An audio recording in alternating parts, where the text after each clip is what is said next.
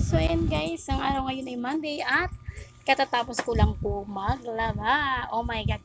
Actually, ang ginawa ko po ay umuwi ako ng alas 2 and then tinulungan ko po si husband. Ang ginawa ko po ay damit na white, mga towel, mga kung ano-ano, and then yung syempre may basahan kami, winashing ko lahat yun, and then nagbinalawan ko na siya, tapos pagkabanlaw ko mga 4:30 ay nagpahinga na po ako guys, at pagdating ng 4:40 ay pumunta na nga po ako dito ng palengke, tapos kararating ko lang guys at nagripak nga po pala ako ng 2 kilos na tuyo, o diba guys, hindi ko siya nirepa kanina kasi sabi ko ay magbabasa ako ng kamay, kasi itong kamay ko guys ay gumagano siya guys, ayan, makasakit yung mga buto ko as in, so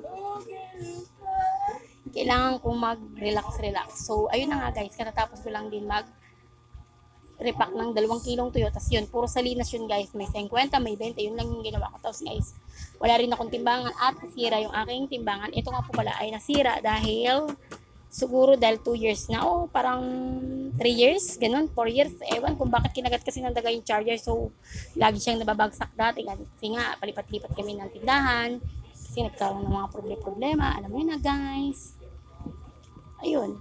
Doon ako kay mother nagtimbang. So, tapos yung anak ko ay nagbantay dito mula 1:30 hanggang, yun nga, umalis siya ng, yun, 5:15. Tapos ako nila nagbantay dito guys. Diba?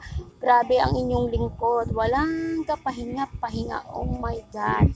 Grabe.